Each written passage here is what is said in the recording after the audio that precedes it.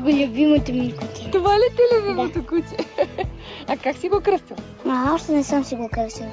Ще помисля как да си я кръстя. Тя ли? Да. А колко кученца си? 10. И това ти е любимото от всичките 10? Да.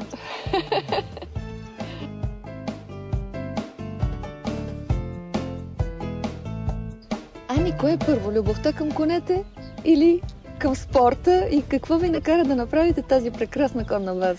Значи определено любовта към кончетата, към природата и към нашите деца също, защото това е място, на което и те се чувстват добре. Съвсем случайно отидахме да се научим да яздим и да сбъднем една наша детска мечта с мъжа ми. И се запознахме с Сашо, който е бил по-точно 9 години каубой в Щатите. Хареса ни начина, по който обучава конете, начина, по който се отнася към тях. Нещо коренно различно от това, което сме свикнали в България да виждаме. И решихме да направим нещо заедно, за да може да покажем на хората различния начин. Различния начин, хармонията с коня, общуването, че може да бъде една красота. Веско, какво означава Ад-Гор? Ами, името на базата не е избрано случайно. То е с древнобългарски произход и означава 7-та година, която е година на коня в древнобългарския календар.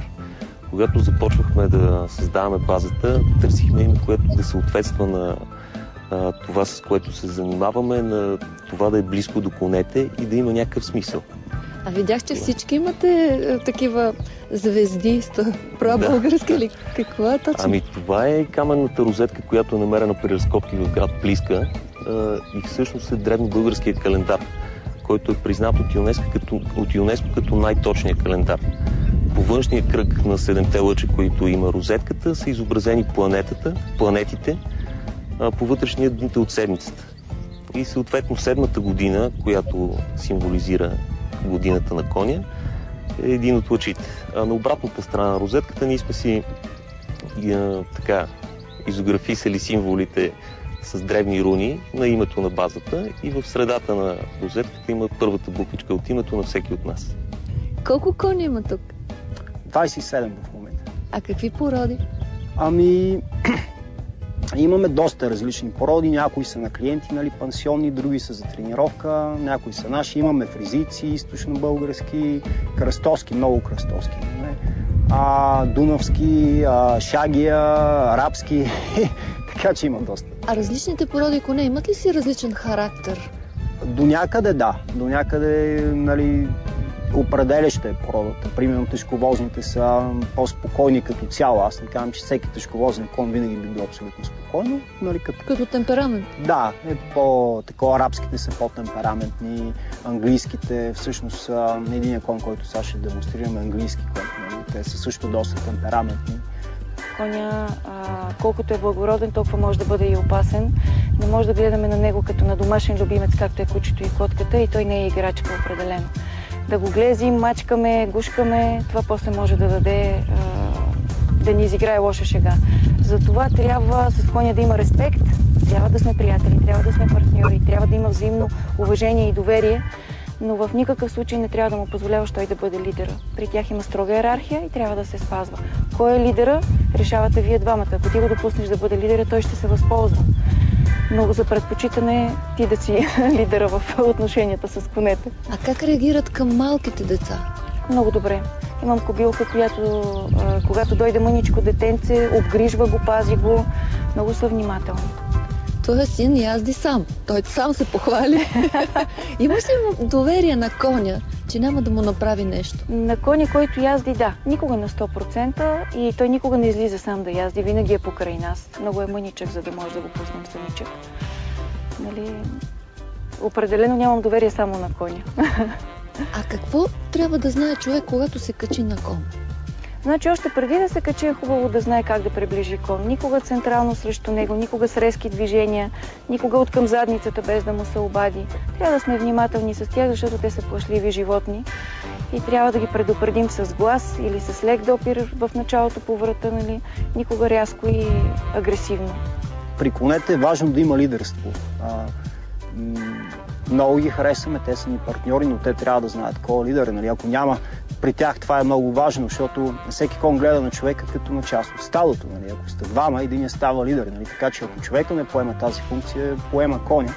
И когато имаш 500 кила животно да стане лидер, вече не опасно. Да, точно така. Затова започваме от основата. Както е при ездачите, така и при кончета започваме от съвсем основните неща, които са на цялата програма тренировъчна, която е изградена. Това е основата. И ако, примерно, даже и в вече по-натрениран кон нещо куца в програмата, винаги ще се върнем към основата.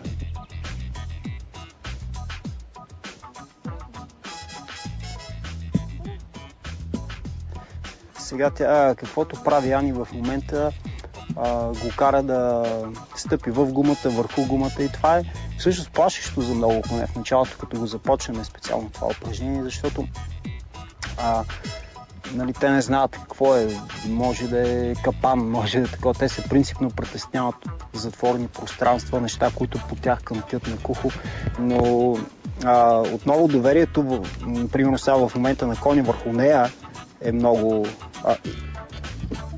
много голямо, нали, защото той има доверие, че тя, нали, като стъпи там, няма да има проблеми, нали, няма да бъде изяден, няма да бъде хванат в капан. И всичкото това го прави коня да е по-смел, нали, което говорихме, по-малко се плаши утре по планината, ако го минаваме през дървен мост, нали, много по-лесно ще мине този кон през дървен мост. Ето сега тя го накара да стъпи, браво, с двата крака върху гумата, ето виж, тя допълнително подава, което, нали, е много страшно. Или утре като го качваме на каравана да го возиме насам, там е много по-лесно, когато това го има. Което той сега чака нейната команда, примерно, да отстъпи, което е също много хубаво. И това са, пак да казвам, такива основни неща, които правим просто конете да са по-спокойни. А за теб лично този контакт с коня, какво ти дава? Удовлетворение, спокойствие, хармония, синхрон с тях. Много е хубаво. Трудно е да се обясни. Това, че сме сред природата и не седим, как да кажа, в офис. Това е, аз в офис съм седяла достатъчно дълго време, сега вече не е така и смяна изобщо на целия начин на живота, на мисленето.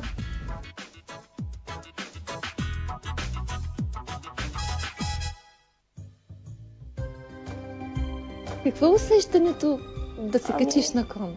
Усещането е прекрасно. Сякаш се сливаш с коня наистина и чувстваш това, което той чувства. По някакъв начин, когато вече си избереш кон, когато си работиш с него от земя или го разхождаш навън. Всякакъв контакт с коня, какъвто и да е, винаги допринася за отношенията ви между коня и мен. Аз много обичам конете, наистина. А кога беше твоята първа среща с коня? Моята първа среща с коня е много интересна. Тя всъщност, първата ми среща е от дете, но първата ми по-близка среща е в казармата. Аз съм служил на границата по това време, когато имаше телени заграждения и така нататък, и се случи така, че имаше задействие на кльона тогава, на което командира ни каза: ти качвайте се на конете и отидете да прикривате границата. Аз до тогава всъщност никога не се бях качвал на кон. И му казаха: аз не знам, не мога да яздя и така нататък. Няма страшно, по пътя Андреев ще научи. И всъщност първото ми обучение беше такова. Качих се на коня и колегата Андреев взе една пръчица, удари коня по дупето и той тръгна. Как се удържах на коня тогава всъщност, нямам никакъв спомен. И така, иначе любовта ми към конете е от дете. И детска мечта за 10-ти ми рожден ден да ми подарят кон, която така и не се сбъдна. Но когато човек стигне до етап, в който може сам да реализира мечтите си, намира време и средства да го направи. Как се решихте да направите тази база? И лесно, и трудно. Лесно, защото се оказа така, че с жена ми имаме едни и същи мечти, едни и същи идеали. Трудно, защото е трудно човек да промени ежедневието си, още повече, когато има подрастващи деца, за които трябва постоянно да се грижи. Нещо, с което всъщност голяма помощ ми казаха моите родители, защото постоянно се грижат за децата. И така, но когато вземеш решението, въобще не е трудно. Напротив, те подтиква повече да работиш, повече да изграждаш и да виждаш плодовете на труда си. Щастлив човек ли си тук с цялото твое семейство сред природата, сред изпълнената ти мечта? Определено, значи в живота си, с изключение на момента, в който срещнах жена си, никога преди това и след това не съм бил толкова щастлив, колкото съм тук.